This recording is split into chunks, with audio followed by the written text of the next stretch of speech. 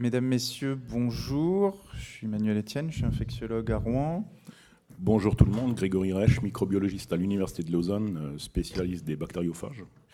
Merci beaucoup de venir à cette session sur les bactériophages. Vous le savez, ça fait partie du plan national antibiotique de rechercher des alternatives à l'antibiothérapie. C'est une approche qui est assez séduisante de façon théorique expérimentale, mais qui n'a pas toujours fait l'objet de pratiques très très fondées sur les preuves, ou en tout cas il y a parfois un manque de données evidence-based.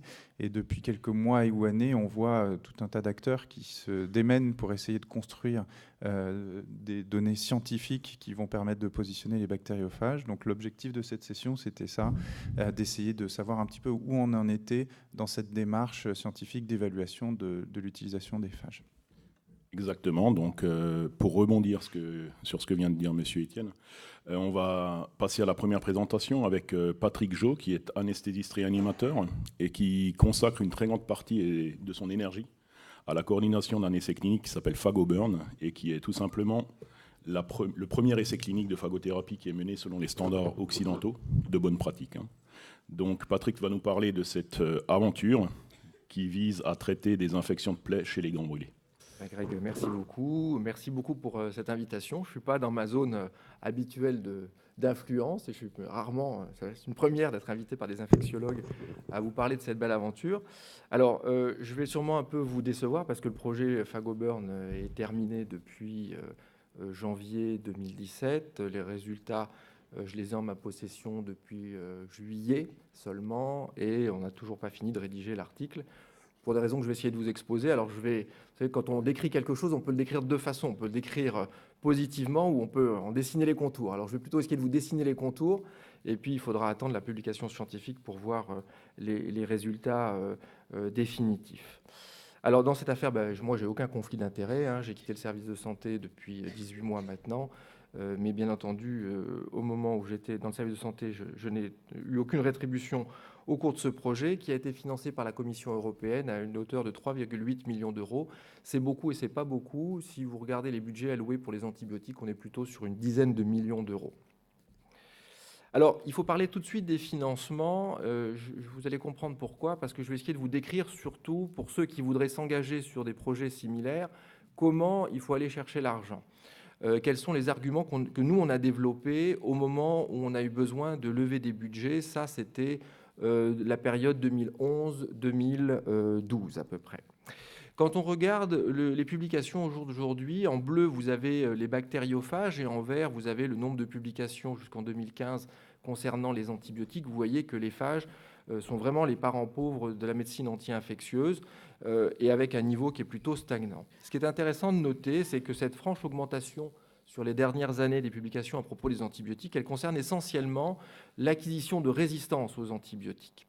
Et donc, pour autant, les phages n'ont pas décollé en termes de publications sur ce sujet-là. Pourtant, c'est le sujet que nous, on a utilisé pour essayer de rentrer dans un cadre de financement. C'est le cadre du FP7, qui était de trouver des alternatives pour lutter contre l'acquisition de résistance aux antibiotiques. Et vous avez pour les phages plusieurs positionnements, soit a priori, c'était le cas de PhagoBurn. Enfin, PhagoBurn était dans notre démarche initiale une démarche a priori, c'est-à-dire on utilise des phages pour réduire l'utilisation d'antibiotiques et réduire l'acquisition de résistance, ou a posteriori, et là on est plutôt dans le cadre de ce que je vous exposerai à la fin et surtout ce que Mme Semaille vous dépeindra tout à l'heure, qui est plutôt des utilisations a posteriori, c'est-à-dire sur des souches totalement résistantes aux antibiotiques ou avec des défauts d'accès. Et puis il y a deux autres voies qu'on ne peut pas négliger, qui sont plus complexes en termes de levée de financement, c'est l'utilisation conjointe des phages et des antibiotiques, et l'autre qui est l'immunothérapie, qui est quelque chose qui est plutôt décrit dans la littérature des pays d'Europe de l'Est. Au total, quand on a levé les financements, on a plutôt misé sur trouver un nouvel outil pour lutter contre la résistance aux antibiotiques, premier élément, et on ne s'est pas restreint à l'utilisation des phages dans des bactéries totalement résistantes ou avec des profils de résistance. Pourtant, comme cela a été dit en introduction, effectivement, eh bien, c'est reconnu comme la résistance aux antibiotiques est reconnue comme une menace réelle. Et vous avez au moins 2 plans, que ce soit le plan de la Maison-Blanche, le plan américain ou le plan français, qui est, je pense, un peu plus complet, puisque le plan français s'inscrit dans une démarche conjointe à la fois vétérinaire et à la fois médecine humaine, de bon usage des antibiotiques et de recherche des anti-infectieux. Il y a que dans le plan de l'OMS où les phages n'apparaissent pas comme une solution potentielle. En tout cas, sur les 2 acteurs majeurs du monde de la santé, que ce soit l'Europe ou les États-Unis au jour d'aujourd'hui, eh bien, les phages sont considérés comme un outil sur lequel il faut pousser la recherche pour savoir comment les utiliser. En 2010, après un premier financement par la Direction générale de l'armement pour une toute petite entreprise qui s'appelle Ferrecides Pharma, dont vous allez entendre un petit peu parler dans cette présentation, eh bien, je rencontre Jérôme Gabard, qui est le PDG de cette PME, et qui me propose de monter un essai clinique pour l'utilisation des phages. On part de rien, mais à cette époque-là, je suis assez franc avec lui en lui disant que d'abord, ce n'est pas mon métier, mais que je vois très bien dans le monde où je suis à ce moment-là, qui est le monde des brûlés, comment on va pouvoir appliquer des phages, mais que l'idée, c'est de sortir d'un cadre non réglementaire, qui était l'utilisation qui était faite en France. On allait chercher des cocktails en Géorgie, par exemple, pour traiter des patients français en bout de ligne thérapeutique, où on proposait à des patients de voyager jusqu'en Géorgie et de recevoir des cocktails sur place. Il fallait trouver une solution pour sortir de cette ornière-là. C'était une solution, mais elle n'était quand même pas satisfaisante, et essayer de trouver, à défaut d'un cadre légal, au moins un cadre réglementaire. Alors, on s'est lancé dans l'aventure. Pourquoi le service de santé s'intéresse à ça? En 2010, on est, nous, en plein cœur de l'Afghanistan. On reçoit une dizaine de blessés par semaine, et tous reviennent colonisés par des bactéries multirésistantes. Ils sont tous blessés graves.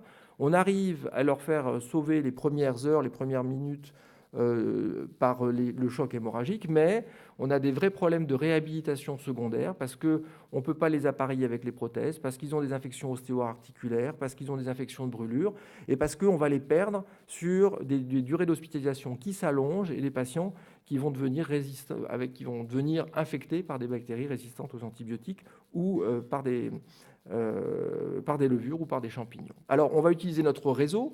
On va utiliser le réseau du service de santé, le centre de traitement des brûlés belge, le CHUV à Lausanne. On va utiliser notre réseau de brûlés en France avec 11 centres investigateurs, une CRO, Statistech, et puis une autre PME française basée à Nantes, Clean Cells, dont le métier, c'est le contrôle qualité de l'albumine, un produit bien connu dans le monde de la brûlure. Bien sûr, il n'était pas question à ce moment-là de s'affranchir de la discussion réglementaire. Et ça, je crois que c'est un point sur lequel il est vraiment fondamental. Si vous avez l'idée de vous lancer dans un essai clinique sur les phages, vous ne pouvez pas essayer de transiger. Il faut trouver des terrains de discussion avec les instances réglementaires. Alors, le tout premier levier, ça a été l'Agence européenne du médicament, et on a bénéficié là d'un appui politique, celui de Michel Rivasi, qui est eurodéputé, et qui a poussé pour qu'on obtienne ce budget européen. Et ensuite, l'Agence européenne n'a fait que superviser le travail de la NSM. Je vous fais un résumé assez simple, parce que je crois que j'ai entendu beaucoup de critiques à propos de la NSM. Moi, j'ai toujours eu des discussions les plus loyales qui soient, et il me semble fondamental de reconnaître le travail qui a été fait de discussion, de fixer un cadre et une base de départ. Cette base, je la sens tout à fait évolutive pour les prochains produits, mais à condition qu'on reste dans un cadre de discussion. Et puis bien sûr, comme les produits devaient être distribués à la fois en Suisse et à la fois en Belgique, eh bien, on ne pouvait pas s'affranchir de la discussion avec les instances réglementaires de ces deux autres pays. En total, il y a eu quand même une franche coopération, et quand vous travaillez avec une PME, c'est un grand mérite, c'est que le temps est compté, et donc vous avez une échelle de temps qui est tout à fait palpable, ce qui n'est pas forcément l'habitude quand on est dans la vie académique. La première étape, elle est fondamentale, ça a été le temps de la bioproduction. J'insiste beaucoup parce que ceci explique une grande partie de nos résultats derrière. Alors, la première remarque que j'ai entendue, c'était « mais pourquoi est-ce qu'on se complique la vie à faire des bonnes pratiques de fabrication des bactériophages alors que c'est ultra simple de le faire au laboratoire ?» Oui, c'est probablement vrai, sauf qu'on vit dans un monde qui n'est pas du tout un monde de poètes. Vous l'avez vu avec la dépakine, avec le lévothyrox, on ne peut pas s'affranchir d'un certain nombre de contraintes réglementaires qui entourent un produit qui devient donc un médicament et pour lequel vous devez garantir qu'il a été fabriqué correctement. Ça, c'était le délai qu'on avait initialement prévu. Juin 2013, on commence le début du financement pour finir 3 ans après, et puis on consacre 6 à 7 mois pour le temps de bioproduction. Ça n'a pas du tout été ça. Le temps de bioproduction, il a été 4 fois plus long que prévu. L'essai clinique, il était grevé, bien sûr, d'autant, puisque vous ne pouvez pas étendre la durée du financement européen. Hein, c'est 3 ans, même si on a eu des extensions. La durée d'observation, en tout cas pour inclure les malades, a été réduite en grande partie parce qu'il fallait consacrer beaucoup plus de temps que prévu à la mise en place de cette chaîne de bioproduction. Et puis des temps de pause, non pas parce qu'on était fatigué, mais simplement parce que les produits, on avait des problèmes de stabilité, des données à rendre sur la fiabilité des produits et qui nous ont obligés, dans un cadre de discussion, à dire là, pour l'instant, on ne sait plus ce qu'on fait avec nos produits, on apporte des données nouvelles, on arrête les inclusions, on les reprendra quand on sera à peu près sûr de ce qu'on fait. Et puis, eh bien, ces données-là, elles ont abouti en janvier dernier à ce que le sponsor, devant des produits dont la stabilité ne lui semblait pas garantie, a décidé début janvier d'arrêter toutes les inclusions parce qu'on a eu une seule production des lots qu'on a utilisés en essai clinique, et ces lots, on n'était plus à même de garantir que la concentration de phage souhaitée était celle qu'on avait encore à la fin. Alors la bioproduction, elle a été faite par une seule entreprise, qui s'appelle Clean Cells, qui est basée à Boufféret, à côté de Nantes. Il a fallu d'abord que cette entreprise, qui partait de rien, devienne un établissement pharmaceutique. C'est un premier processus en soi. Il a fallu ensuite mettre une chaîne de bioproduction en place. Et comme toutes les chaînes, ce n'est pas le tout de la mettre en place, il faut l'éprouver. Il faut ensuite mettre en route cette chaîne, passer toutes les étapes de la bioproduction.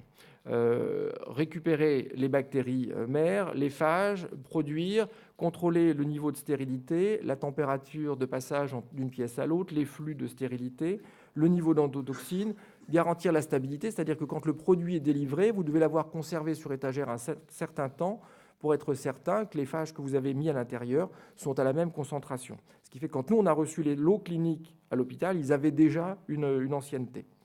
Au total, on a produit 2 types de cocktails, un contre Escherichia coli et un autre contre Pseudomonas.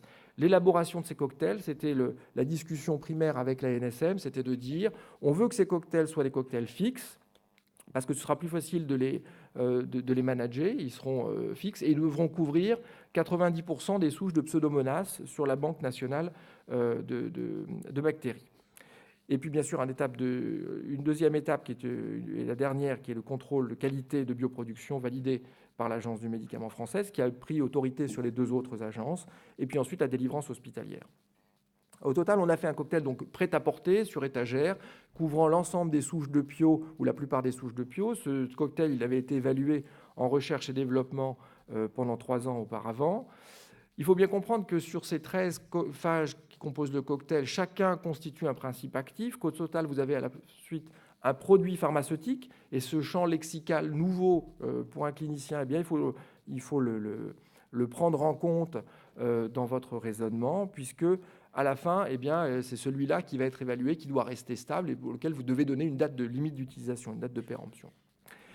La problématique qu'on a vraiment rencontrée, c'est qu'à avoir trop de phages à l'intérieur du cocktail, eh bien, on n'était pas capable de mesurer la survie de chacun des phages, le composant.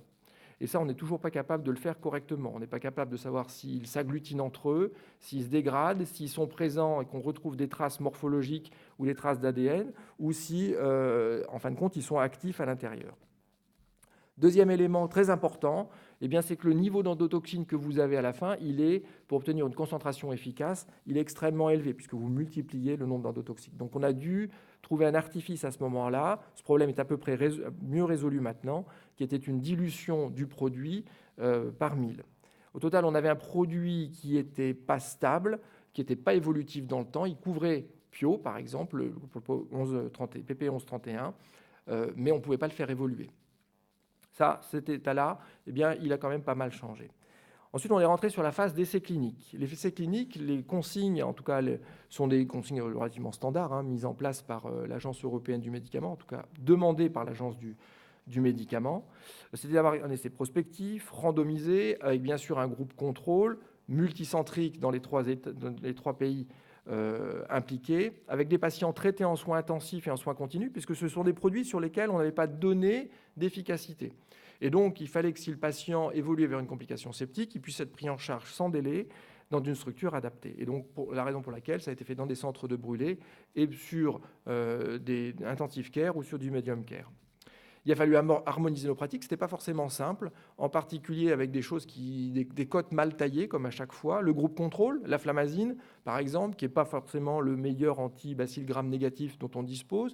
Il y a un autre produit qui s'appelle le mafénide, mais qui n'était pas d'usage commun dans l'ensemble des centres. Donc on s'est établi sur un produit qui a un usage mondial. Et la surveillance microbiologique en particulier, où on a choisi de faire des écouvillons, ce qui donnait des données semi-quantitatives, pas très satisfaisants, plutôt que des biopsies cutanées, mais qui laissaient des traces, des risques d'escarres, qu'il fallait en faire tous les jours, 2 par jour. Et donc ça, on savait aussi que ce serait plus difficile à faire passer devant un comité d'éthique. Et puis bien sûr, la publication scientifique sur laquelle on travaille actuellement. Et voilà, bon espoir que les prochaines semaines, je ne vais pas dire les prochains jours, mais les prochaines semaines, elles aboutissent. On n'en est pas loin. Alors voilà comment les choses se sont présentées. On a reçu une espèce de petite fiole. Le diable est souvent dans les détails. Vous voyez que ce petit capuchon, par lui-même, a posé même des problèmes de stérilité et de fiabilité. Donc, ce n'est pas le tout de produire un produit, mais à la fois l'emballage, l'étiquetage et le capuchon, tout ça nous a posé des problèmes. Problème, ça veut dire délai, retard, et donc ça veut dire du temps en moins pour les inclusions. Une première dilution avec 10 ml de sérum physiologique dans l'ampoule. L'ampoule était reversée dans 1 litre de sérum physiologique et à la fin, on pouvait imprégner des compresses d'alginate. Vous avez 20 ml à peu près de solution sur chacune des compresses et les compresses, on pouvait les appliquer directement sur la peau. En fait, pour un premier essai clinique, ce qu'il faut bien comprendre, c'est que le niveau d'endotoxine que vous avez ici était pas très bien maîtrisé. L'endotoxine, c'est les reliquats bactériens que vous avez dans votre produit à la fin. Et donc, pour de l'application topique avec donc un faible passage systémique, eh bien, la réglementation européenne, c'est 100 000 unités pour 10 puissance 9 phages par formant unité par millilitre de produit. Les Américains, eux, ont une autre échelle qui est de 5 unités par kilo et par heure. Il y a une notion de clairance qui est peut-être intéressante à utiliser par la suite. Au total, on devait se retrouver avec une concentration de 10,6 phages formant unité par millilitre de solution appliquée directement sur le patient. Donc les patients étaient admis, ils étaient pris en charge tout à fait normalement dans les centres de brûlés. Quand ils rencontraient les critères d'inclusion, c'est-à-dire une infection avérée par un écouvillon à Pseudomonas ou à coli, ils étaient inclus, randomisés avec 2 bras, soit le groupe flamazine, soit le groupe PP1131, dépensement tous les jours et 3 visites de contrôle. Le critère principal de jugement, moyennement satisfaisant, c'était le temps pour réduire la charge bactérienne sur la zone la plus infectée. On a à chaque fois fait 2 écouvillons, un qui a été exploité localement, comme c'est fait tous les jours, pour avoir un résultat et un suivi pour le clinicien, et un autre qui est parti chez Ferrecides, qui a fait l'objet d'études complémentaires, et en particulier d'acquisition de résistance au cocktail. Et puis l'objectif secondaire, c'est qu'on n'a pas fait que la zone la plus infectée, mais l'ensemble des zones infectées. C'est assez rare sur un brûlé grave d'avoir qu'une seule jambe infectée. Généralement, c'est tous les sites qui s'infectent. Les interactions avec les antibiotiques, bien sûr, les effets de tolérance et les effets adverses. Au total, les choses dont on peut être quand même très satisfait et dont notre communauté peut maintenant prendre compte, prendre acte pour aller plus loin. Eh bien, on a pu faire une évaluation préclinique de 2 cocktails. On a pu valider et mettre en place des bonnes conditions de fabrication, le GMP en anglais, ou des bonnes pratiques de fabrication. On a mis en œuvre l'essai clinique, ce n'était pas une mince affaire. On a dû abandonner PP 0121 parce qu'après une période de pause, on avait une seule inclusion pour des raisons d'évolution d'écologie, puis de tempête un peu dans les centres de brûlés, sans lien avec l'essai. Et au total, on n'a eu que 27 inclusions en seulement 12 mois sur les 36 qui étaient initialement prévus pour l'essai clinique. Alors, on a eu des gros centres, le centre des brûlés à Percy, Bruxelles, Nantes, des patients qui avaient tout à fait le profil qu'on attendait d'eux, c'est-à-dire des patients plutôt graves, avec 30% de surface brûlée, donc 15% de surface brûlée au 3e degré, 30% d'inhalation. Donc, c'est des données tout à fait classiques pour des brûlés graves dans la littérature. Donc, seuil de brûlure, on considère que c'est 20%. Et puis, vous voyez, plutôt une population jeune, pas trop immunodéprimée, même si après 30 jours de réanimation, cette notion-là, je pense qu'elle est un petit peu douteuse. On avait plutôt des patients assez infectés, voire très infectés, puisque 2 tiers avaient des infections sur les écouvillons qui étaient à 2 tiers, soit à 3 cadrans, soit à 4 cadrans. Donc plutôt une population gravement infectée. Un profil de patients de résistance des PIO qui n'était pas si résistant que ça à l'inclusion. Ça, c'est à l'inclusion. La plupart du temps, quand vous regardez la 3e ou 4e infection à PIO dans ces centres de brûlés, vous avez des souches qui ne sont pas résistantes. Voilà. Alors, ça a été un budget limité par rapport aux antibiotiques.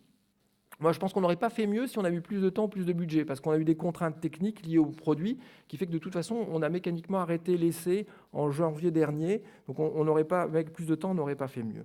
Beaucoup de contraintes qui ont été surmontées en 4 ans. Et je veux dire qu'en moins de 10 ans, puisque ça fait tout juste 7 ans, on a quand même eu 2 utilisations ATU pendant l'essai clinique, et on a eu 2 utilisations hors protocole avec succès. Grâce à cet essai, il y a la discussion avec la NSM. Donc je crois que ce n'est pas rien, c'est une belle performance. Il faut bien imaginer qu'on est passé en quelques années d'une démarche de pionnier, je pense à Olivier Pathé, à Alain Dublanchet, à quelque chose qui est maintenant un travail coopératif. On est passé de patients qui étaient traités à discrétion. Maintenant, on est plutôt sur un comité scientifique spécialisé qui est piloté par la NSM, une production locale qui n'était pas très bien contrôlée. On a des critères de qualité désormais, c'est encore évolutif, mais on a des outils de production, au moins un outil de production labellisé, et je pense qu'on en aura d'autres dans les prochains mois, dans les prochaines années. Et puis on a un smart process. C'est quoi un smart process? Smart process, c'est on se réjouit de nos succès, puis surtout on apprend de nos erreurs, parce qu'on sait que l'aventure ne va pas s'arrêter là. Voilà. La production BPF, le GMP, j'ai beaucoup insisté dessus, ce n'est pas une base de discussion. Si vous êtes venu me dire qu'on peut faire des phages facilement dans une arrière-cuisine, c'est probablement vrai. Mais je crois qu'au jour d'aujourd'hui, pour un essai clinique, c'est une perte de temps que d'essayer de pinailler sur ce point. Les cocktails avec trop de phages, c'est probablement, ça répond à la question qu'avait posée notre ami Jean-Paul Pirnet de Bruxelles.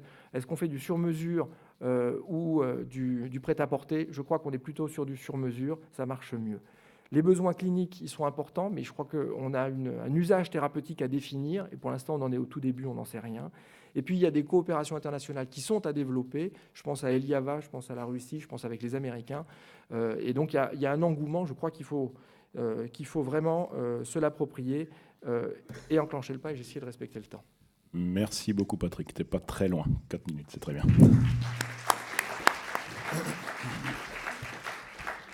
Donc, s'il y a des questions dans la salle, je commence peut-être avec une première. Patrick, tu parles beaucoup de... Donc, on s'oriente plus vers une phagothérapie personnalisée, apparemment. C'est peut-être plus l'avenir de la phagothérapie. Quel est ton sentiment à ce sujet-là?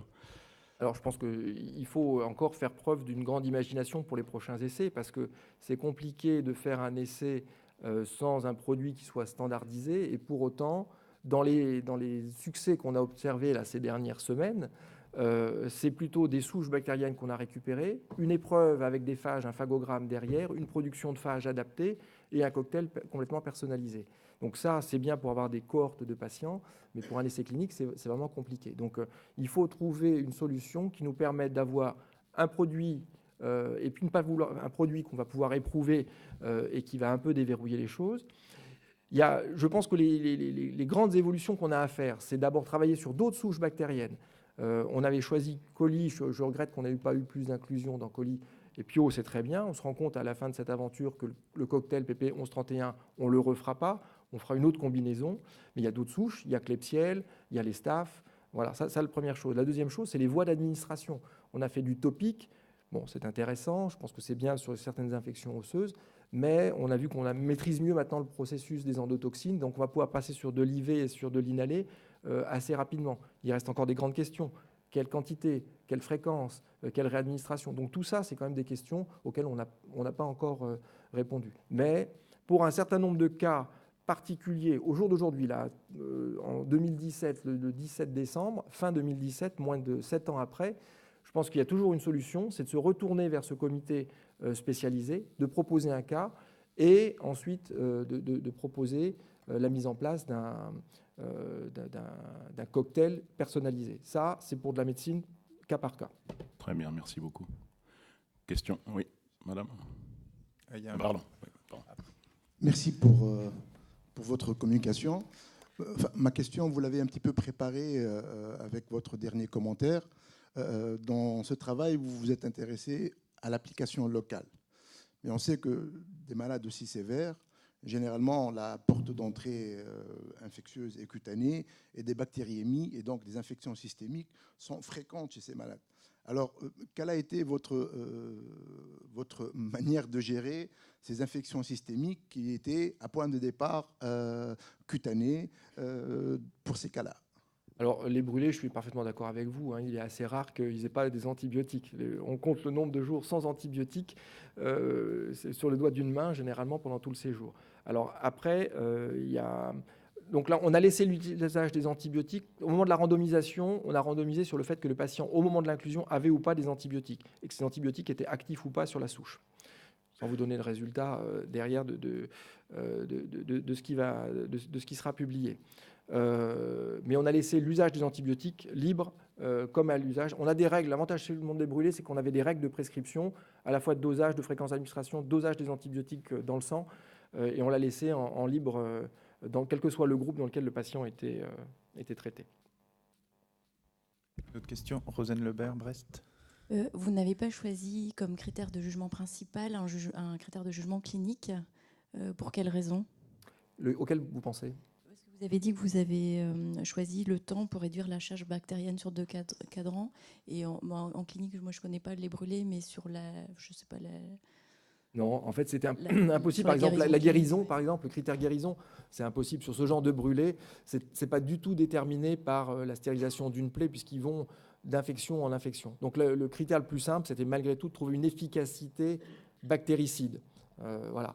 Mais ouais, cette question-là, on se l'est posée, ça aurait été parfait de... Alors, on a regardé les critères cliniques selon les standards de la SFETB au cours de l'essai. Mais prendre comme critère la guérison, elle est tellement dépendante de la chirurgie, d'autres choses, que c'était pas pertinent. Et puis surtout, ce qu'il faut bien tenir en tête, c'est qu'on a testé un cocktail de bactériophages et il ne faut pas vouloir transposer ça à l'ensemble des phages, les résultats. C'est ce cocktail-là, cette association sur des souches un peu tout venant.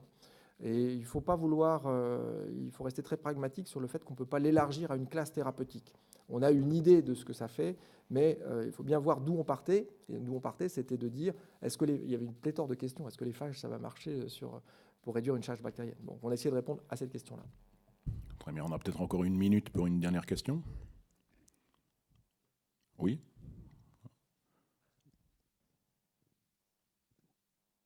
Et vous regardez l'émergence de résistance aux phages durant la thérapie? Oui, tout à fait. Donc ça, c'est pour ça qu'on a eu 2 écouvillons à chaque fois. On a eu un écouvillon qui est resté à l'échelon local et qui a été exploité par le clinicien pour qu'il puisse décider s'il maintenait le patient dans le protocole ou s'il le sortait.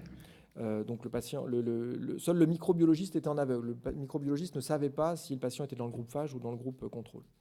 Et par contre, Ferrecides récupérait le 2e écouvillon après la mise dans le glycérol et pour voir s'il y avait des résistances, d'acquisition de résistance. Donc, là, je ne veux pas trop m'avancer non plus, mais il n'y a pas eu de problème d'acquisition de résistance là-dessus. On a plus eu des problèmes de stabilité qui sont ressortis sur ce problème-là.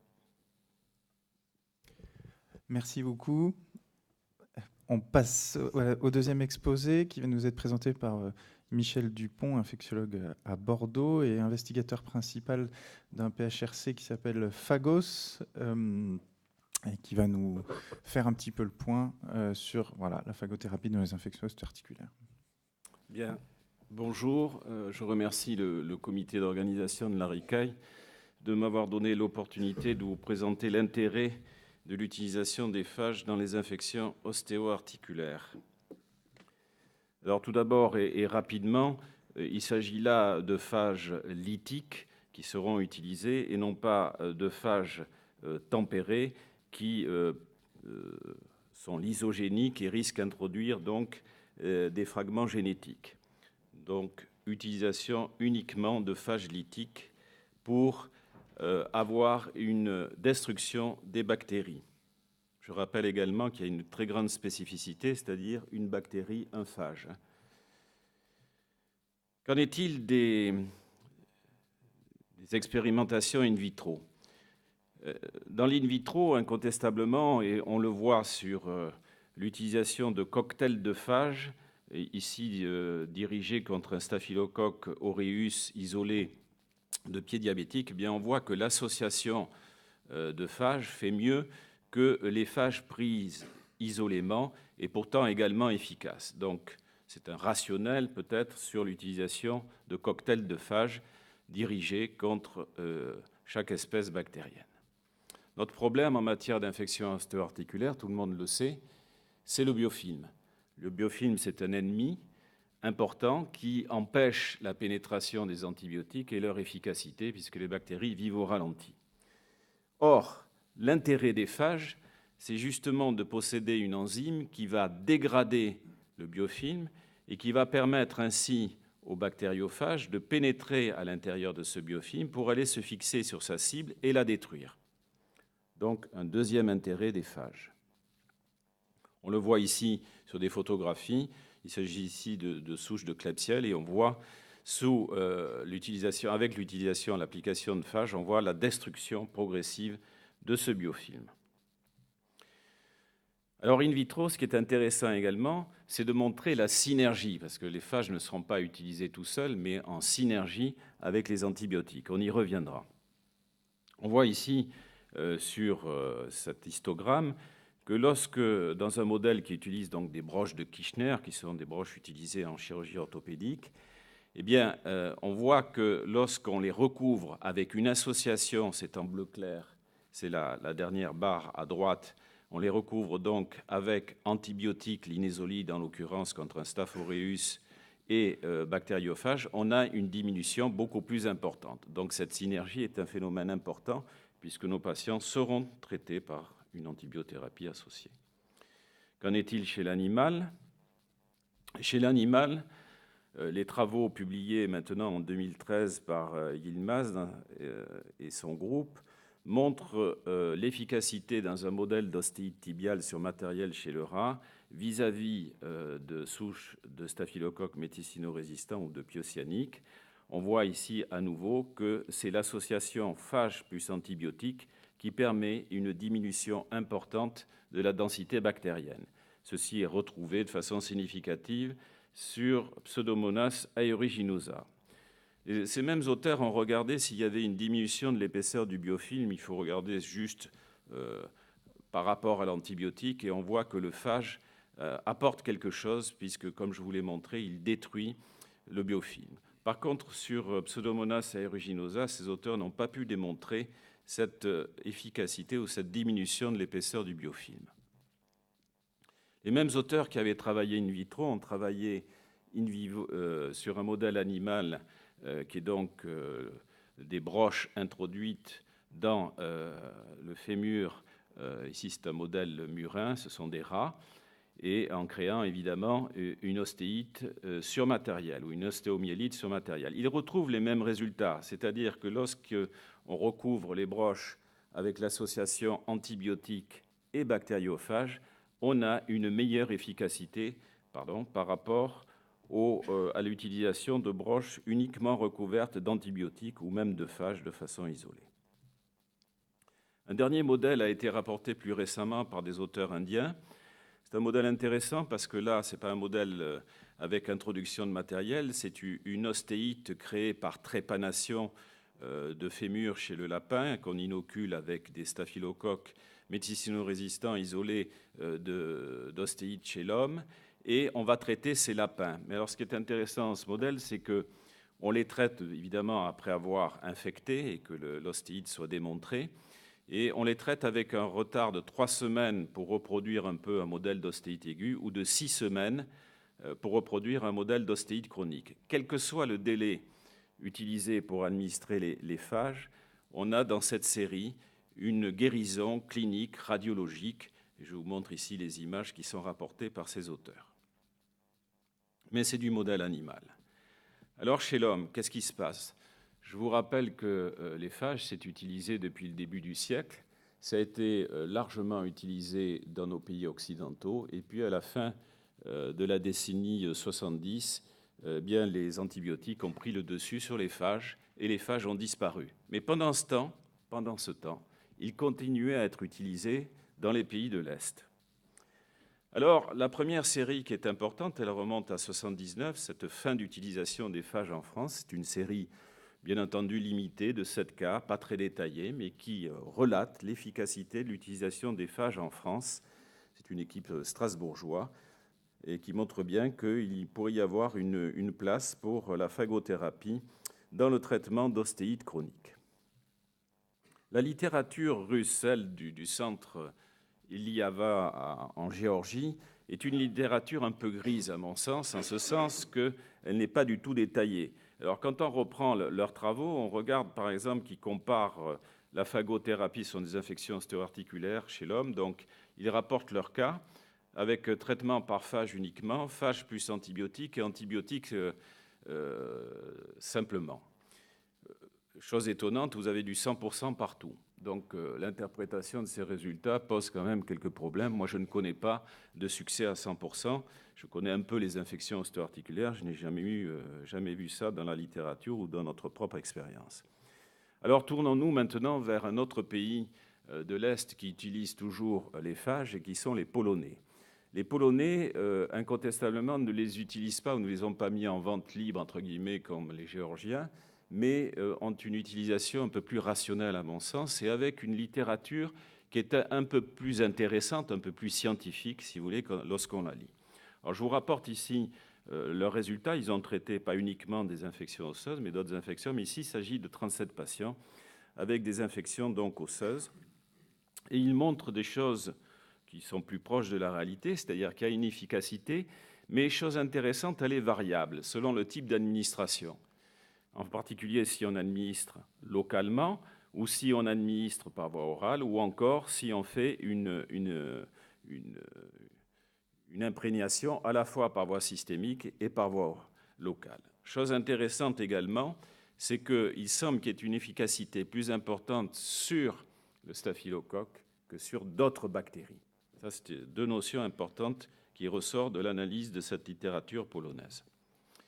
Plus récemment, voici un travail donc, utilisant les phages géorgiens et rapporté par ce groupe, montrant l'intérêt quand même assez démonstratif à mon sens sur les photographies. Vous avez ici des os, un contact osseux, donc ce sont des ostéites, des vrais ostéites, et vous voyez donc qu'ils ont utilisé leur cocktail, cette fois-ci en application locale, une fois par semaine. Ils ont laissé en place sous une compresse, ils ont changé le pansement au bout de 48 heures, et ils ont obtenu, avec une médiane ou une moyenne de 6 semaines, eh bien, une amélioration extrêmement significative, puisque vous voyez quand même qu'il y a une cicatrisation et sans doute une guérison pour un certain nombre de ces patients. Alors revenons à la France et rendons hommage quand même à l'équipe d'Olivier Pathé et d'Alain Dublanchet, qui depuis très longtemps à Villeneuve-sur-Lot sont des pionniers en France du renouveau de la phagothérapie. Lors du dernier congrès des centres de référence des infections ostéo-articulaires complexes, ils ont rapporté bien l'utilisation compassionnelle. Ils ont utilisé les phages géorgiens que vous voyez ici, donc ils sont en vente relativement libre, entre guillemets, et ils rapportent ici des infections ostéo-articulaires qu'ils ont réussi à guérir. Ça peut être des ostéites du tibia, ça peut être également une ostéite de la mâchoire, donc des résultats intéressants en compassionnel par cette équipe. Plus récemment, toujours dans le même congrès, Tristan Ferry et les Lyonnais ont donc, et je remercie Tristan Ferry de m'avoir communiqué et prêté son PDF qu'il a présenté donc sous forme de poster à ce congrès. Donc les auteurs lyonnais ont montré dans une utilisation compassionnelle avec des phages issus de Ferricides Pharma, la compagnie pharmaceutique dont nous allons reparler dans un moment. Ils ont montré donc que chez un patient qui avait une souche de Pseudomonas multirésistant aux antibiotiques et ayant une infection osseuse sur une cimentoplastie, ils ont montré l'efficacité de ce traitement. Je vous encourage d'ailleurs à aller écouter Tristan Ferry cet après-midi, puisqu'il y aura une session sur les infections ostéo-articulaires et il détaillera de façon plus importante ce cas, mais également un autre cas qui a été traité avec succès par nos amis lyonnais. Alors, arrivé à ce stade, il faut quand même s'arrêter 2 secondes pour dire un certain nombre de choses. D'abord, est-ce que les phages lytiques, c'est dangereux? Mais aujourd'hui, il y a plein de notions dans la littérature pour dire que ça n'est pas dangereux. Ça a été étudié, largement étudié avec de la métagénomique en particulier, pour être sûr que les phages russes ne contenaient pas quelques gènes dangereux. Et lorsqu'on administre de façon systémique des phages à des patients et des volontaires sains, on n'a jamais trouvé d'effets secondaires. Jusqu'à présent, dans la littérature, il n'y a rien. Et pourtant, il y a eu des essais et des évaluations. Autre chose, on a parlé d'endotoxines tout à l'heure. Alors ici, je rapporte les travaux de Nicolas Dufour et de Barbieux, qui a montré que les bactériophages, qui, comme vous le savez, donc, lisent les bactéries, bien, finalement, relarguent beaucoup moins d'endotoxines que lorsqu'on utilise des bêta-lactamines, qui, comme vous le savez, sont des antibiotiques qui détruisent la paroi. Donc ça, c'est pour revenir un petit peu sur les endotoxines, parce qu'au début du siècle, il était rapporté dans la littérature, lorsqu'on utilisait des phages dans des septicémies, qu'il pouvait y avoir un choc endotoxinique, évidemment, avec des grammes négatifs. Donc on est un peu plus rassuré. Voici un travail récent, publié dans CID en 2017.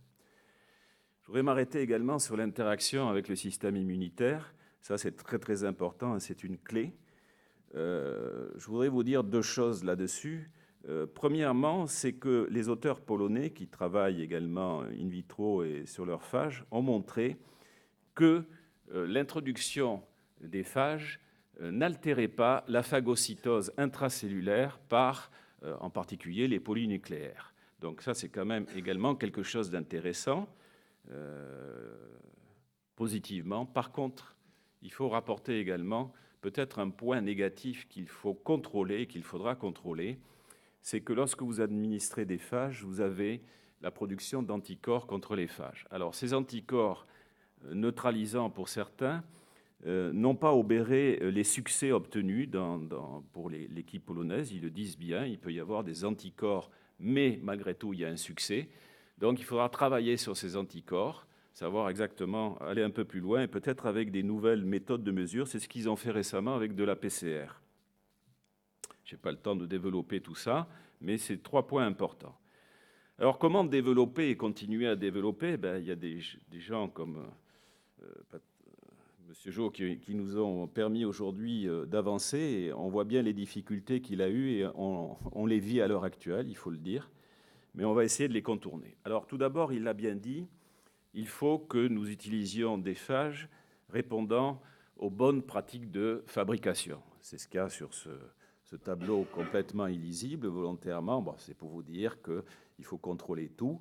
Il faut contrôler également donc l'aspect lithique uniquement, etc. Je ne vais pas détailler, mais c'est très très important. Et je pense quand même qu'on y est à l'heure actuelle. On y est.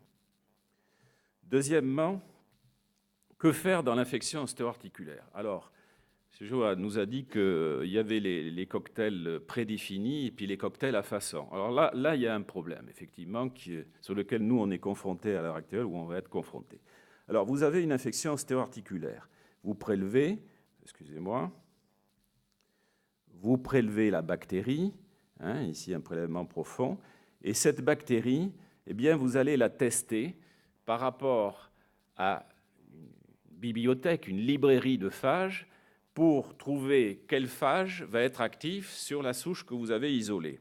Alors, chez Ferricides, ils ont reçu des souches d'infection ostéo-articulaire et donc ils ont mis au point des phages dont on sait qu'ils sont actifs sur la majorité de nos souches, en particulier de staphylocoques isolés d'infection ostéo-articulaire.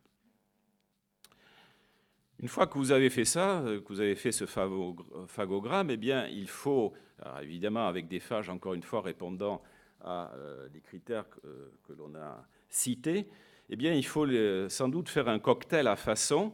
Ce cocktail à façon, donc, va contenir, on vient de dire, peut-être pas autant de phages que ceux qui ont été utilisés précédemment, mais peut-être 4 à 5, je donne un chiffre comme ça, mais peut-être pas 10 ou 12, effectivement. Donc, sélection d'un cocktail efficace que vous allez ensuite, évidemment, administrer à votre patient. Alors là, il y a le problème qui a été évoqué, c'est quel mode d'administration? Localement, comme ça a été fait chez les brûlés, par voie locale uniquement ou par voie systémique associée, c'est un point d'interrogation. De façon répétée ou unique, quelle est la quantité qu'il faut délivrer in situ? On a parlé de 10 puissance 6 tout à l'heure, là j'ai marqué 17, 18, 19, bon, on ne sait pas trop. Il faudra détecter s'il y a des anticorps neutralisants, donc savoir suivre ces patients. Et puis également le fameux problème de la résistance bactérienne, que je vais maintenant aborder rapidement dans un travail qui a été publié tout à fait récemment dans AAC par Scoulet. Ce travail est important et c'est un seul patient, mais c'est un patient qui présentait une infection gravissime intra-abdominale résistant à toutes les antibiotiques. Le patient allait mourir. C'était un médecin, d'ailleurs, d'après ce que j'ai lu, qui a accepté de recevoir donc des cocktails de phage alors qu'il était mal en point. Ces cocktails de phage étaient dirigés contre Acinetobacter baumannii, dont vous savez donc le caractère multirésistant que peut présenter cette bactérie. Ce qui est intéressant là-dedans, c'est qu'au départ, ils l'ont administré en intracavitaire, c'est-à-dire dans leur kyste infecté, et puis ensuite par voie intraveineuse. Mais surtout, ce qui est important, c'est une administration extrêmement prolongée, mais surtout, également, ils ont modifié à un moment donné la composition du cocktail. Pourquoi?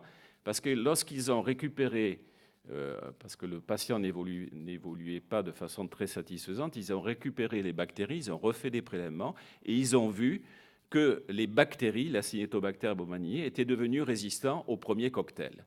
D'où l'intérêt des cocktails à façon. Mais qu'est-ce qu'ils ont fait? Ils ont retesté des phages et ils ont modifié leur cocktail pour le réadministrer.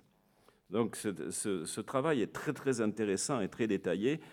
Chose intéressante également, pour ceux qui ont un petit peu peur lors de l'administration intraveineuse, c'est la disparition extrêmement rapide des bactériophages dans le sang. Parce que ceux qui auraient peur d'être en contact avec des gens qui pourraient ensuite leur transmettre des virus, comme vous voyez, ça disparaît très rapidement. Donc c'est un travail qui est très intéressant, même si c'est un seul patient et même si ce n'est pas de l'infection ostéo-articulaire. Alors pour ce qui nous concerne, eh bien, il y a maintenant 2 ans, nous avons obtenu un financement national pour un essai de phase 1-2. Je précise bien de phase 1-2 pour essayer de répondre aux critères sur les médicaments, sur l'évaluation des médicaments et faire avancer les choses. Il s'agit donc d'utiliser des bactériophages contre des infections à staphylocoque chez des patients porteurs de prothèses infectées et on administrera au cours de la chirurgie, et le protocole a été fait avec les chirurgiens, donc in situ, au niveau de l'os, des plans profonds et superficiels, des phages, tout en maintenant le traitement conventionnel. Et donc, nous avons un groupe contrôle, et ce groupe contrôle ne comporte que le traitement conventionnel. Je vous rappelle que c'est association médico-chirurgicale. Alors, on a designé pour 104 patients. On a prévu un nombre de centres importants. Je pense qu'ils seront moins importants. Ils seront sélectionnés. Ça sera uniquement des centres de référence qui prennent en charge les infections ostéo-articulaires, qui ont derrière la possibilité d'avoir un laboratoire de microbiologie, des chirurgiens, etc., capables de réagir en cas de nécessité. La collaboration, elle se fait avec Ferricides Pharma, qui met au point les phages in vitro, même chez l'animal, et ceci a pris du retard, mais vraisemblablement également à travers l'expérience de Phagoburn. Donc on va peut-être bénéficier justement de l'essai Phagoburn pour peut-être continuer à avancer. Quoi qu'il en soit, je remercie Ferricides Pharma, j'ai aucun conflit d'intérêt, je dis simplement, mais il faut rendre à César ce qui appartient à César. C'est une firme pharmaceutique qui injecte de l'argent dans une recherche avec un point d'interrogation. Donc, le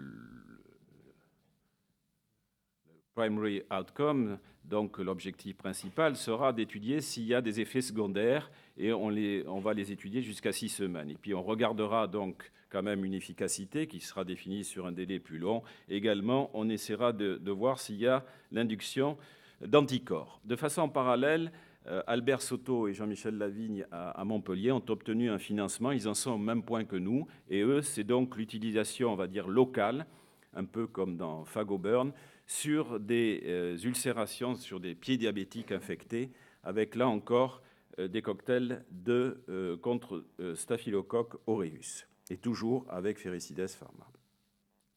J'en ai terminé pour vous montrer cette diapositive suivante. Alors, comme vous voyez, pour ceux qui font un peu d'alpinisme, le chemin est périlleux et extrêmement difficile. Et il ne faut pas s'arrêter, il faut continuer. Alors, tous les facteurs qui nous posent problème, ils sont là. Je les ai marqués, je ne vais pas les redétailler. La résistance potentielle au cours du traitement, la peur du public ici. Il faut dire que les gens ont peur. Ils ont peur des virus, parce que le virus, ça fait peur. Et donc, il va falloir convaincre les patients et le public de l'utilité de ce traitement. Je terminerai rapidement en disant aujourd'hui, on a une production nationale qui répond aux bonnes pratiques de fabrication. Et puis, l'organisation de cette recherche doit se faire certainement au niveau de centres compétents, mais vraisemblablement tout en maintenant cet aspect d'utilisation compassionnelle, aujourd'hui permise par les autorités de santé, dont la NSM, ce qui me permettra de passer le relais à Caroline Semaille. D'ailleurs, j'aurais dû mettre ici le cycle de la NSM, mais je n'ai pas osé. Voilà, merci beaucoup.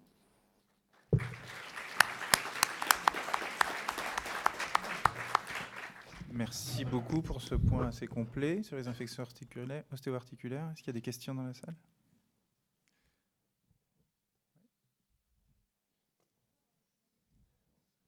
Je ne vous entends pas, donc il faut que vous preniez... Excusez-moi, prenez le micro.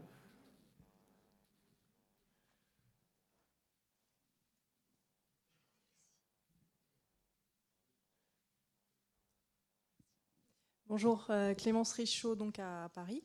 Vous avez donc parlé de l'utilisation dans les infections cutanées, de ce qui est en train de se faire dans les infections ostéo-articulaires. Est-ce qu'il y a des choses qui sont en cours pour les infections bronchopulmonaires, les colonisations de DDB voilà.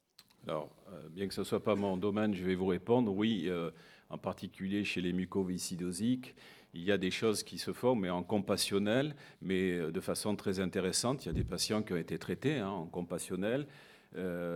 C'est certainement une utilisation potentielle puisqu'il peut y avoir une nébulisation. Enfin, il y a des modèles. Je ne veux pas détailler parce que ce n'est pas mon domaine, mais je vais vous répondre oui, de façon claire et nette, c'est une indication potentielle. Il pourrait y en avoir d'autres et les infections urinaires, pourquoi pas, mais ça, c'est pour Manuel Etienne que je dis ça. En fait, je peux apporter peut-être un complément de réponse. Oui. Parce qu'on a aussi un projet qui s'appelle Pneumophage, qui est en cours avec Ferricides Pharma aussi, donc qui vise à traiter la pneumonie, à Pseudomonas. Et puis à Lausanne aussi, chez nous, à l'Université de Lausanne et au CHUV, on a aussi une initiative qui vise à faire un essai clinique sur éventuellement la mucoviscidose. Ce n'est pas encore totalement défini, mais on a une initiative aussi qui se présente. Peut-être un petit commentaire pour rebondir sur la fin de votre présentation par rapport à la peur du public par rapport au virus. Je pense qu'on a fait un pas quand même à ce niveau-là, parce qu'on a beaucoup œuvré, moi qui suis dans le domaine depuis une vingtaine d'années, je me souviens il y a 10-15 ans, où là les gens vraiment nous posaient la question dans les meetings, est-ce que le fait d'injecter des virus vivants à un être humain, ça pose un gros problème? On n'a plus ces questions-là, on a fait beaucoup de vulgarisation, et puis je pense que les gens, avec les reportages télévisuels aussi qu'on a de plus en plus, commencent vraiment à savoir que le phage est vraiment spécifique de la bactérie et ne tue pas les cellules eucaryotes. Donc ça, je pense qu'on arrive bien à l'ancrer dans le public. Voilà. J'ai une question très candide. Peut-être que dans la salle, il y a des microbiologistes. Quelle est la place du laboratoire de microbiologie dans la démarche? Parce qu'on voit que le phagogramme fait appel à une banque de phages, finalement. Évidemment, il va falloir sélectionner les souches et les adresser. Mais est-ce que nos laboratoires de microbio ont une place dans la démarche? Alors, ils en ont de toute façon, puisque c'est souvent des associations avec des traitements antibiotiques. Mais dans le traitement par phage, est-ce qu'il y a une place? Je vais laisser parler Frédéric Laurent. Le phagogramme, c'est pas compliqué, tellement. Mais... Voilà, merci. Viens ici. Oui, en fait, la place du laboratoire, alors il y a deux choses. Effectivement, sur les cocktails figés tels qu'ils ont été utilisés dans le cadre de Phagoburn, le laboratoire peut simplement vérifier que le cocktail est actif sur la souche qui a été isolée ou pas. Et dans l'adaptation, effectivement, l'idée, c'est que le laboratoire récupère la souche qui a été isolée chez le patient, soit localement, soit après transfert à un laboratoire de référence pour un phagogramme. Et le laboratoire ou éventuellement la société qui commercialise les cocktails de phage adaptés patient par patient va faire un test pour savoir quels sont les phages qui sont actifs ou pas. Alors la technique n'est pas très compliquée à réaliser, il faut quand même un petit peu avoir l'habitude pour pouvoir lire les phagogrammes et les plages de lyse, mais c'est tout à fait réalisable. Le seul petit problème, c'est qu'effectivement, il faut avoir les cocktails à disposition. Donc il faudra réfléchir dans l'optique de quelque chose de personnalisé au fur et à mesure pour chaque patient, adapter le cocktail. C'est qu'il y a des laboratoires entre guillemets de référence qui disposent du panel de phages qui ont été isolés par les sociétés pharmaceutiques et qui puissent les tester localement. C'est pas très compliqué à faire. Ça ressemble à un antibiogramme, mais au lieu de mettre des petites pastilles de papier imprégnées d'antibiotiques, ce sont des petites gouttes de phages qui sont testées. Et il y a beaucoup de choses à développer dans ce domaine aussi. Tout à fait. Là aussi, il faut standardiser les choses, etc. Mais il faudra l'adapter. Nous, pour l'utilisation qu'on en a fait à Lyon, ce qu'on a fait, c'est les souches ont été adressées chez Ferricides. Par contre, ce qu'on a fait localement, c'est on a pu doser ce qu'il y avait dans le sang, éventuellement, ou pour vérifier que ce qui était dans la seringue était bien dosé correctement. Ce qu'il faut bien penser, par contre, l'utilisation n'est pas si simple que ça, c'est qu'il ne faut pas utiliser n'importe quelle seringue, n'importe quel filtre, n'importe quelle ligne de cathéter, parce que les phages peuvent être capturés sur les supports, donc il faut bien utiliser et avoir testé en amont les lignes, les seringues, les filtres qu'on utilise. Très bien, mais je pense effectivement que les laboratoires ont un grand rôle à jouer dans le sens où le phagogramme, pour moi, c'est essentiel. Parce qu'il s'agirait de ne pas refaire les erreurs qu'on a fait par le passé avec les antibiotiques. À terme, on ne sait pas ce que ça va faire de donner des phages inutilement à des patients. On a donné des antibiotiques inutilement à des patients, on voit le résultat. Voilà. Je voudrais remercier Michel Dupont de cette superbe présentation et lui demander si on connaît l'impact de la phagothérapie sur les flores et sur le microbiote. Comme chacun le sait, notre microbiote intestinal contient des milliards et des milliards de bactéries, mais également de phages. Donc, on voit bien quand même qu'on peut vivre en bonne intelligence. Alors, est-ce que nos phages utilisés en thérapeutique auront un impact sur ce microbiote intestinal? Ils disparaissent quand même assez rapidement. Je crois qu'on peut être assuré, mais franchement, là, je mets quand même un petit bémol à ce que je raconte. Encore une fois, il y a plein de bactériophages dans notre intestin. Exactement.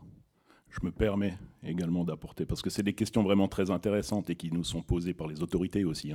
Une question qui revient très souvent, c'est l'impact sur le microbiome intestinal quand on administre des phages à un patient. Les phages sont très spécifiques, ça c'est une chose en leur faveur, ça les a desservis, c'est pour ça que ça a disparu notamment. Et puis, il y a une chose qu'il faut garder à l'esprit, c'est que quand on prend des antibiotiques, et il y a eu des papiers très récents, on induit une quantité astronomique de prophages dans les microbiotes. Au laboratoire, personnellement, pour induire un prophage d'une cellule bactérienne, on l'expose à un antibiotique, la mitomycine. Donc il n'y a pas mieux pour produire des prophages que d'utiliser des antibiotiques. On ne s'est pas trop soucié du microbiote par rapport aux antibiotiques pendant très longtemps. Les phages sont quand même très spécifiques, il ne faudrait pas que ça occulte l'avancée des phages, de vraiment vouloir trop caractériser l'impact de la phagothérapie sur les microbiotes. Il faut le faire, mais il ne faut pas que ce soit un frein, je pense. Après, on peut remarquer que quand on fait de la transplantation de microbiote fécal, on transplante aussi des phages. Et donc, bon. Oui, Tristan ? Oui, Michel, j'avais une petite question. Est-ce que tu peux nous en dire un petit peu plus sur les modalités d'administration dans Phagos, notamment en cas de changement en un temps ou en cas de changement en 2 temps? Parce que comme c'est sous une forme liquide, c'est vrai que c'est pas évident d'imaginer comment on pourrait... On a travaillé avec notre chirurgien orthopédiste pour voir, c'est une dispersion dans un champ opératoire. Donc, on a discuté avec lui du volume, parce qu'on n'avait pas trop. C'est assez vaste, un champ opératoire, de savoir où il allait le mettre. On le mettra à la première, quand ça sera en 2 temps, c'est lors de la dépose qu'on le fera. On ne le fera pas à la repose. Mais comme on a à la fois des gens qui sont déposés en 1 et 2 temps, on voulait quand même faire les choses, puisqu'aujourd'hui, personne ne fait que du 1 temps ou personne ne fait que du 2 temps.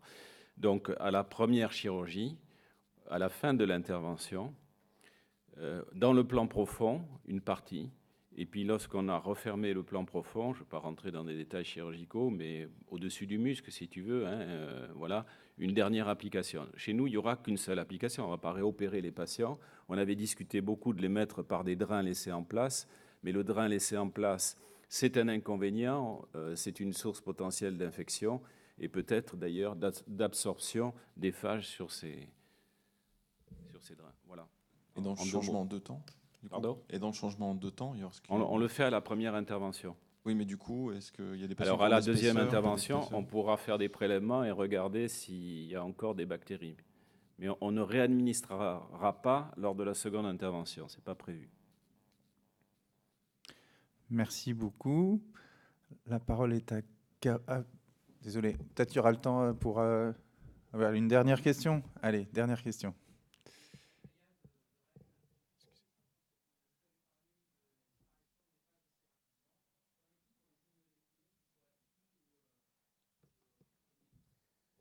Mais, si vous voulez, le phage par lui-même, pour survivre, enfin, on m'en rattrapera si je dis des bêtises, il a besoin de se fixer sur une bactérie pour se multiplier. Hein. S'il n'a pas de bactérie, c'est fini pour lui. Hein.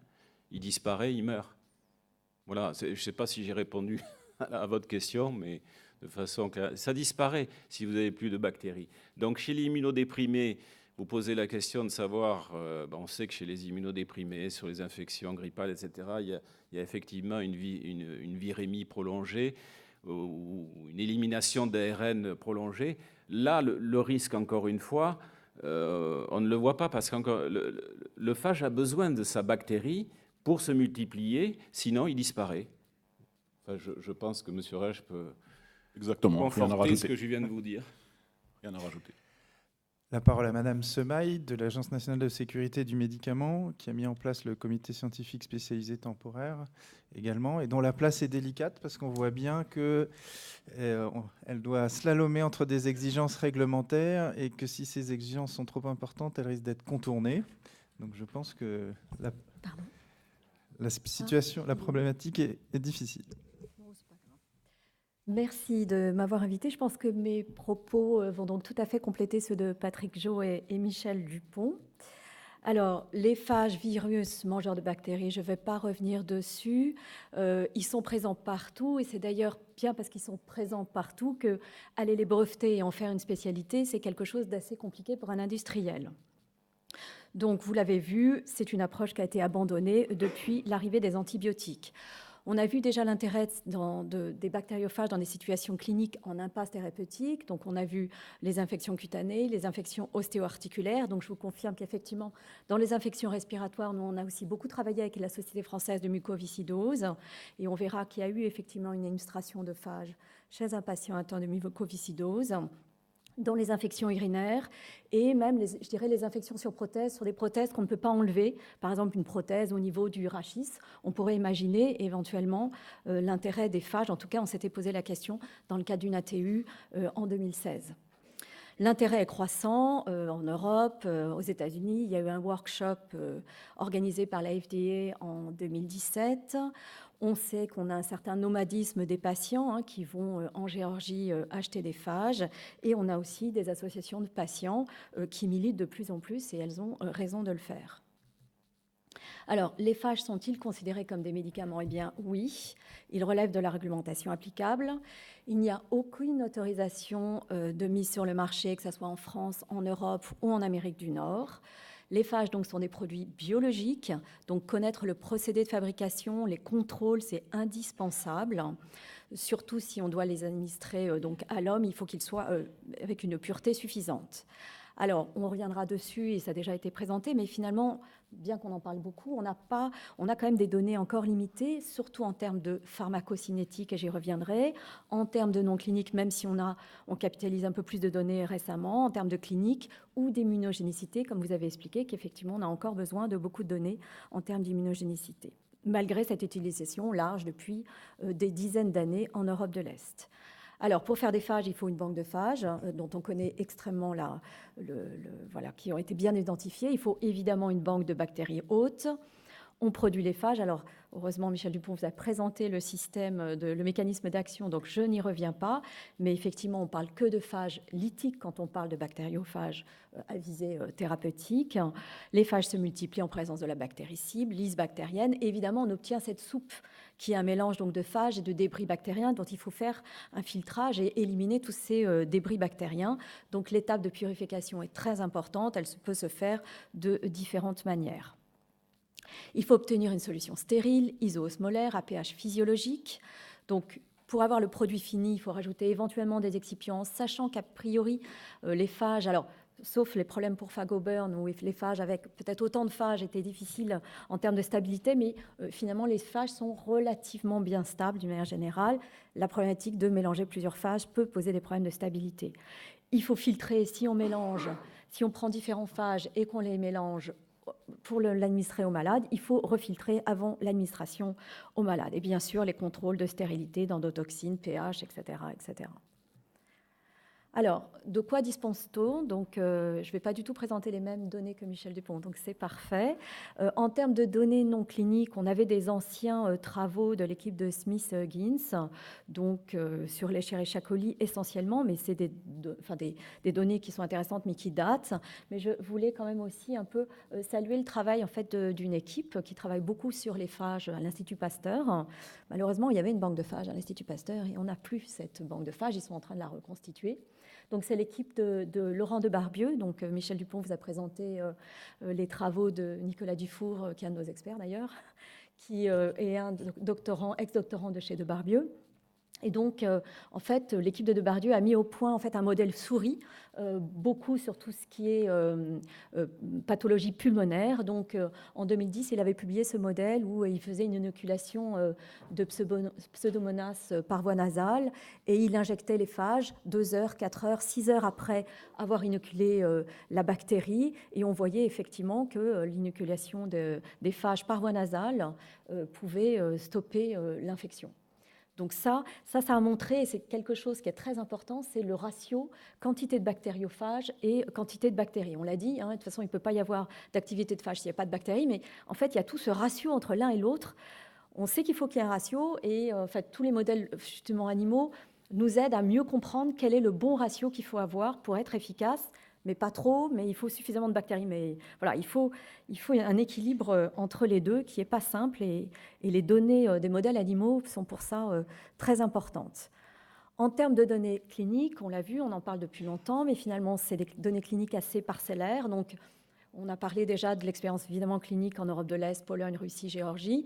Je suis tout à fait d'accord avec Michel Dupont, c'est que les données en fait, des Polonais, en fait, de l'équipe, alors c'est imprononçable, mais c'est l'équipe en bas là, de Gorki, qui ont quand même publié des données un petit peu plus solides que la littérature grise des Russes, où quand j'ai mis patient efficacité entre 40 et 100%, les 100% c'est les équipes russes avec cette littérature un peu grise, qui est assez étonnante, et effectivement les 40% de bonnes réponses, c'est des séries de 150 patients polonais.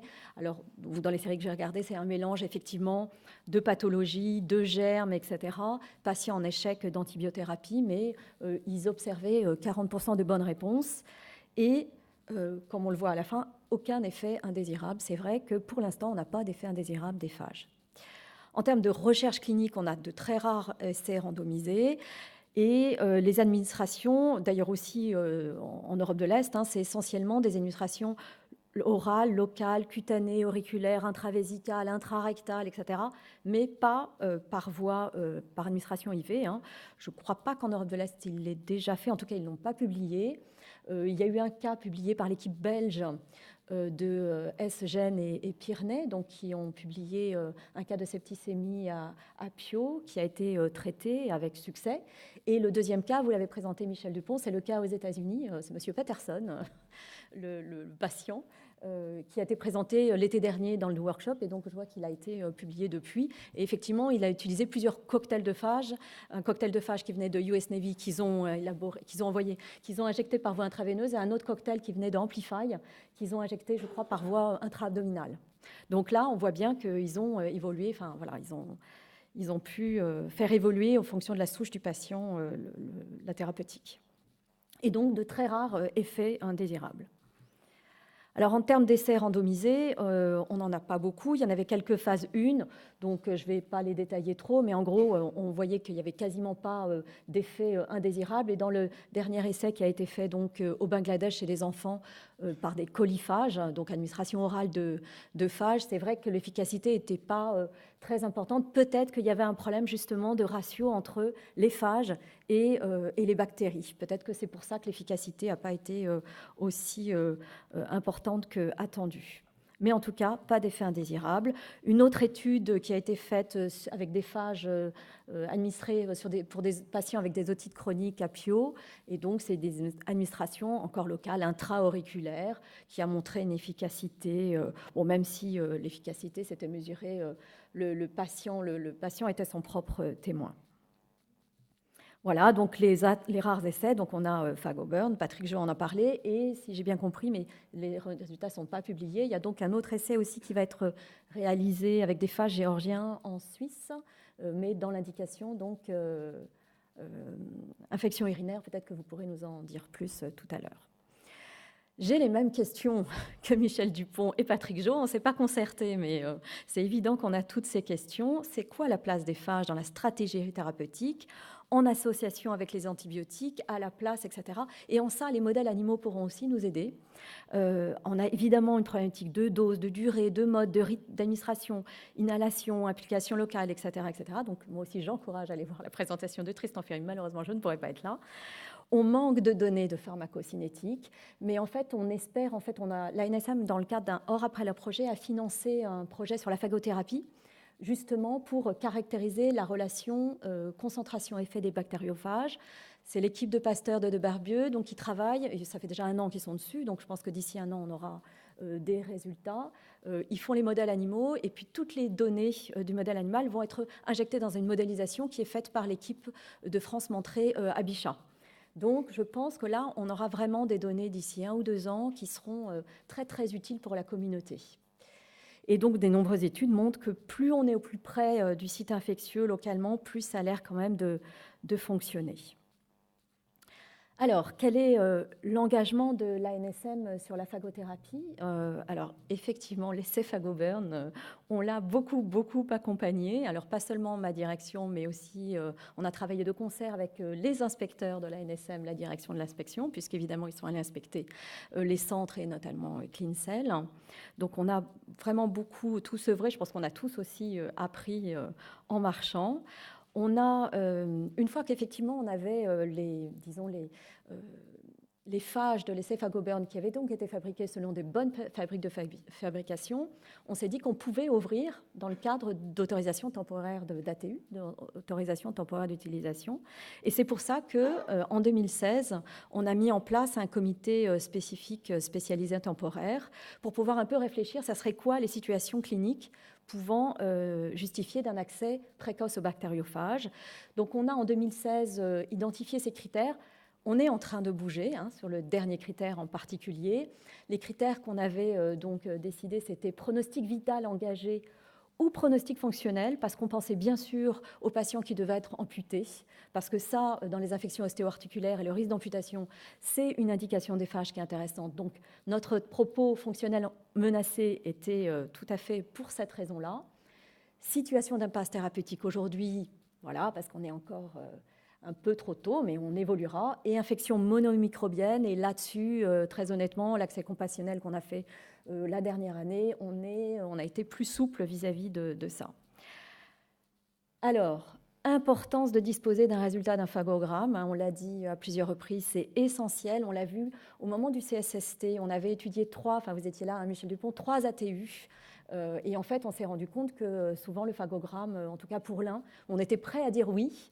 Le phagogramme ne montrait pas de sensibilité. Donc, du coup, vraiment importance d'avoir un phagogramme. Aujourd'hui, c'est Ferricides qui les fait, ou alors on verra une autre équipe, un Belge. Après, demain, effectivement, les phagogrammes pourront être faits dans les services de microbiologie. Donc voilà, donc, le phagogramme, très important, consentement du patient avant la décision d'une mise sous traitement compassionnel. Alors, quelles sont les sources de phages ? Alors, évidemment, il y a la Pologne, la Géorgie et la Russie. Nous, à NSM, on n'est pas en capacité. Déjà, on ne peut pas aller inspecter la Géorgie et la Russie. La Pologne, voilà, c'est une consommation, une utilisation locale hein, pour l'instant. Donc, très honnêtement, non. Je ne sais pas comment ils sont fabriqués. Enfin, je vois qu'ils publient beaucoup. Hein. Je pense qu'il y a une certaine confiance dans les phages polonais, mais je ne suis pas en capacité de pouvoir m'engager sur les phages polonais. En revanche, l'ANSM a identifié 2 sources de phages pour lesquelles elle est confortable. C'est d'une part Ferricides Pharma, donc évidemment qui a fait l'essai Fagoburn. On verra que dans tout ce qu'on a accordé en compassionnel, la quasi-totalité, sauf un, venait donc de la banque, venait de phages de la société Ferricides. Et une autre en fait, source, c'est le laboratoire de technologie cellulaire et moléculaire de l'hôpital militaire de la Reine-Astrid en Belgique, donc c'est celui de Jean-Paul Pirnet et Daniel De Vos. Et on est allé d'ailleurs en octobre en délégation, l'ANSM, et on a emmené la Direction générale de la santé avec nous, et on a visité le laboratoire qui est juste exceptionnel. Hein, vraiment, il y a un laboratoire, il y a thérapie cellulaire, thérapie génique et une salle pour les phages. Alors, ils ne sont pas en capacité de faire une grosse production, hein, et c'est des phages qui sont à peu près complémentaires avec ceux de Ferricides, donc c'est bien, on a à peu près 2 sources de phages. Dans la deuxième possibilité, il faut l'importer, c'est quand même plus compliqué, mais c'est faisable au cas par cas. Alors, il s'agit d'un accès compassionnel. Alors, selon ATU ou préparation magistrale, en fait, on a parlé d'ATU au départ parce qu'on avait il nous restait des phages dans l'essai Fagoburn. Donc, ceux-là, ils avaient été fabriqués selon des BPF, des bonnes fabriques de fabrication. Enfin, bon, bref, vous avez compris. Je vais pas reprendre, hein, c'est pas grave. Donc, on les avait utilisés, mais en fait, il n'y en a plus. Hein, ils sont plus stables, etc. Donc, on ne peut plus utiliser le stock des médicaments expérimentaux de Fagoburn. Donc, on fait plutôt appel à des prototypes. Donc, c'est plutôt sous la forme d'une préparation magistrale. Donc, pour un patient donné, un germe donné, un patient donné. Et donc, en fait, du coup, les préparations magistrales ne sont pas autorisées par la NSM. On n'a pas à donner une autorisation. En revanche, tous ceux qui sont là et avec qui j'ai échangé savent que j'accompagne le processus. Mais je ne donne pas une autorisation comme je le fais pour une ATU, puisque je n'ai pas à le faire. Mais je ne me désengage pas pour autant. Et la préparation est effectivement, du coup, sous la responsabilité du pharmacien et du clinicien, d'où l'importance que vous ayez un pharmacien qui soit impliqué dans l'affaire. Sinon, pas d'accès aux phages, en tout cas en termes de préparation magistrale. Donc, si je fais le point sur l'accès compassionnel en France, je pense quand même qu'on est à un tournant. Là, on verrait, je suis assez optimiste sur les années à venir. Alors, qu'est-ce qu'on a fait comme administration dans un cadre compassionnel? Donc, effectivement, il y a eu les patients qui ont été traités avec les phages de l'essai Fagoburn. Et puis, l'année dernière, il y a eu, c'est en 2017, on n'est pas encore... on a eu 5 administrations. Donc, c'était essentiellement local ou par nébulisation, dans 2 hôpitaux essentiellement. Mais je ne détaille pas ces cas cliniques parce que je considère que c'est aux cliniciens qui ont pris en charge ces 5 patients de le faire. Donc, je ne dis rien, sauf que j'ai accompagné le processus et que l'ANSM est au courant et a vraiment suivi tout ça. En revanche, je vois arriver toutes les demandes de phages, hein, elles m'arrivent toutes personnellement. Donc, en 2016, alors qu'on avait fait le CSST, on n'en a pas eu tant que ça, des demandes. On était très étonnés.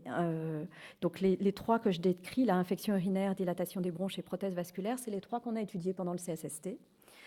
Mais alors, les 5 et 8 là, que je donne, c'est celles pour lesquelles j'ai eu des demandes qui n'ont pas encore abouti pour diverses raisons. Donc 3 en 2016 et 5 en 2017. Donc pour certaines, il y en a qui sont encore en cours là, et puis d'autres pour lesquelles la demande a été arrêtée parce que finalement le patient s'est amélioré ou que le fagogramme n'était pas sensible, etc., etc. Ou que la voie d'administration, le voie d'abord n'était pas simple, etc. Voilà. Donc, en conclusion, donc on a quand même fait de plus en plus d'accès compassionnel. Ça paraît peu, mais c'est déjà un grand pas et je pense que on va faire beaucoup plus. Je vais finalement terminer par ma conclusion, puis je reviendrai après. C'est vrai que la disponibilité des phages aujourd'hui constitue vraiment encore une limite en 2017. Mais je peux espérer, j'ai bon espoir que dans les 2 ans à venir, on ait vraiment beaucoup plus de disponibilité. Voilà, le sens de l'histoire fait qu'on devrait en avoir plus. Et donc, tout ça, c'est plutôt encourageant. Alors, je reprends, malgré une expérience clinique importante, on a quand même pas... On a des données, mais pas tant que ça. En termes de sécurité, nous, on n'est pas très inquiets pour l'instant. C'est vrai qu'on ne voit vraiment aucun effet indésirable, quasiment. En termes de stratégie d'utilisation, là, on a des progrès à faire, avant, pendant, après, etc. Et ça, je pense que les modèles animaux et les modèles de Laurent Depardieu nous aideront. Et puis, voilà, je pense qu'on a quand même fait de gros pas. Enfin, je veux dire, nous aussi, on a avancé avec l'essai Fagoburn. On a aussi l'expérience des Belges. Donc, l'équipe de l'Arena Street sont très bons. Donc, on peut aussi travailler avec eux. Bientôt, on pourra aussi faire avec les Suisses. C'est vrai qu'on avait pas mal échangé avec l'agence suisse au moment de Fagoburn, puisque la NSM avait pris le parti de faire des réunions tripartites entre les 3 agences pour avoir la même évaluation de l'essai Fagoburn. Et puis voilà, donc on a besoin de phages fabriqués selon des normes standardisées. Et effectivement, plus le germe est adapté, plus le phage est adapté au germe du patient, plus on sera efficace. Voilà, et je termine par remercier. En fait, à l'ANSM, ma direction n'est pas la seule impliquée. J'ai beaucoup de personnes qui sont impliquées dans ma direction sur les phages, même si c'est qu'un tout petit sujet dans tous les produits qu'on a. Mais on sollicite aussi beaucoup d'experts, donc que je remercie. Et puis, on échange beaucoup avec les infectiologues, les pharmaciens, avec Ferrecides, avec l'équipe belge, etc. Voilà.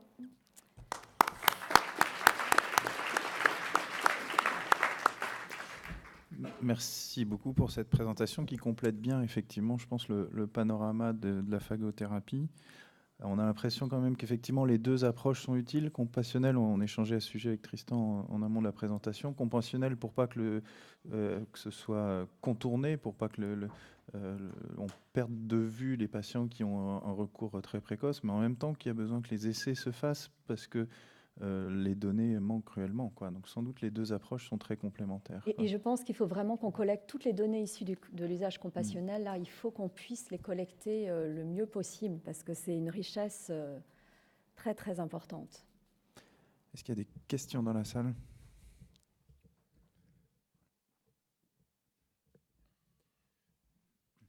Merci beaucoup, Pascal Bémer de Nantes. Est-ce que vous avez eu des demandes dans le cadre compassionnel pour le portage de BHR, de bactéries hautement résistantes, ou pas du tout? Non, là c'est plutôt le microbiote fécal que j'ai.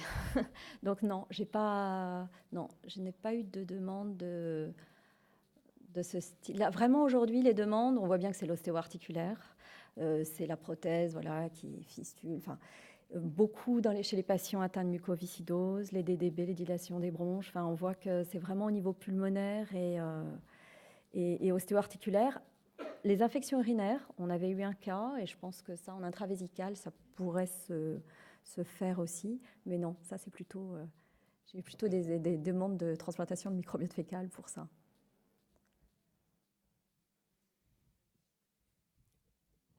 Y a-t-il d'autres questions ? J'ai peut-être une question par rapport... on s'éloigne un peu du sujet, mais pas vraiment, parce que la transplantation fécale, comme on l'a dit tout à l'heure, on transplante aussi les phages. Ben donc, oui. c'est quoi la position des agences sur la bonne pratique dans ce domaine-là? Alors, il se trouve que c'est aussi un sujet que je regarde de près. Alors, on a eu les premiers essais cliniques de transplantation de microbiote fécal il y a à peu près 2 ou 3 ans, 4 ans maintenant. Donc, du coup, on a aussi réuni un comité spécifique spécialisé temporaire pour édicter en fait un guide pour les essais cliniques. Et donc, en fait, vous pouvez trouver sur le site de l'ANSM, on a un guide d'encadrement des essais cliniques qui, en fait, détaille toutes les étapes, y compris surtout, parce que dans la transplantation de microbiote fécal, il y a aussi la sélection du donneur. Et donc, qu'est-ce qu'on fait sur les selles du donneur? Donc, on a vraiment détaillé toutes ces étapes-là. Et c'est aussi un médicament, en fait. Donc, mais alors, très étonnamment, enfin, je vois que la transplantation de microbiote fécal, j'ai beaucoup de pharmaciens qui s'intéressent à ça. On a beaucoup moins de pharmaciens qui se mettent dans le domaine des phages, en fait. Et il faut, pour pouvoir faire l'administration de phages, il faut que le pharmacien soit dans la boucle. Ouais, comme pour la transplantation de microbiote fécal, où il y a le service de microbio, mais finalement, comme c'est une préparation, in fine, c'est sous la responsabilité aussi du pharmacien. Donc il faut vraiment une équipe pluridisciplinaire. Hein. Très bien, merci beaucoup. Oui, Tristan. Ah, pardon, monsieur là-bas. En fait, une question courte. En combien de temps on a le résultat du phagogramme? Ça met combien de temps pour... 24 heures en général. D'accord, merci. Pour des équipes qui savent 24 à 48 heures. Mais j'ai redemandé à Ferricidas, c'est ça Patrick, je crois que c'est 24 heures, je leur ai demandé là, il y a quelques jours. Ça peut être 48 heures si ça pousse, mais c'est assez rapide. Hein. Alors, plusieurs petits commentaires. Alors déjà concernant le pharmacien, effectivement, on a découvert qu'il avait un rôle essentiel, parce qu'au final, c'est sa responsabilité, puisque c'est une préparation magistrale. Et quand on arrive à évoquer le fait qu'un traitement puisse être traité, il faut le mettre évidemment dans la boucle d'emblée, Oui. parce que lui, potentiellement, il a tout à perdre, entre guillemets, parce que comme c'est sa responsabilité, ça se passe mal. On a un certain nombre de pharmaciens qui peuvent s'y opposer. Donc je pense que c'est un élément important. Après, comme c'est sa responsabilité, il peut aussi, lui, décider localement d'utiliser un filtre Oui. quelconque différent de ce qui est éventuellement prévu, qui peut avoir un impact sur la quantité de bactériophages qui est administrée. Et ensuite, une fois qu'il le prépare, on pourrait imaginer aussi savoir ce qui reste dans la préparation, donc ce qui est véritablement administré aux patients. Et ça, c'est très compliqué, parce qu'on nécessite de doser, donc c'est très, très compliqué. Peut-être qu'on va progresser à l'avenir là-dessus. L'autre point concernant le phagogramme, d'un point de vue technique, effectivement, soi-disant c'est 24 heures, mais d'un point de vue pratique, c'est quasiment une semaine, puisque ça nécessite que la souche soit dans un premier temps isolée, donc 24, 48 heures, tout à fait. qu'elle soit envoyée, qu'elle soit donc reçue, techniquée, phagogramme, et ensuite que les phages soient envoyés. Donc ça prend du temps, et ça limite le recours à la phagothérapie dans des situations très aiguës. Oui, c'est vrai que l'urgence n'est pas le bon modèle pour la phagothérapie, en tout cas aujourd'hui. Comme des pneumonies acquises sous ventilation mécanique, ou des bactériémies, ou des chocs septiques, c'est vrai qu'à l'avenir, peut-être qu'on pourra progresser là-dessus. Et le dernier point ensuite, concernant les infections articulaires, on a beaucoup de patients qui sont demandeurs, qui partent parfois en Géorgie. On a des patients qui sont suivis chez nous, qui sont partis en Géorgie pour se faire administrer le bactériophage. Je pense que le comité a un rôle majeur sur la décision des traitements compassionnels, parce qu'il y a un risque aussi de dérive, et qu'on utilise la phagothérapie dans des indications qui ne sont pas forcément bonnes et qui peuvent ne pas fonctionner, ne pas avoir de succès. Donc ça peut être un petit peu gênant. Et ensuite, on a des patients qui partent en Géorgie se faire mettre des bactériophages, se faire tartiner leur plaie. Mais est-ce que ces patients ont été évalués et traités correctement dans un centre de référence avec une équipe multidisciplinaire qui a l'habitude? Peut-être pas. Et c'est des patients qui traînent leur infection et qui sont peut-être déçus des hôpitaux, des pratiques d'il y a 10 ans, mais peut-être qu'il y a des nouvelles solutions aussi pour ces patients. Donc l'évaluation, effectivement, je pense, est essentielle. D'autres questions? Non? Là-bas? Vanessa Magin de Nantes. En fait, c'est juste pour vous donner une petite info. Au cours de l'année dernière, il y a eu un réseau phage qui a été créé. Et on serait très heureux, je pense, de vous accueillir et répondre à vos questions lors des meetings.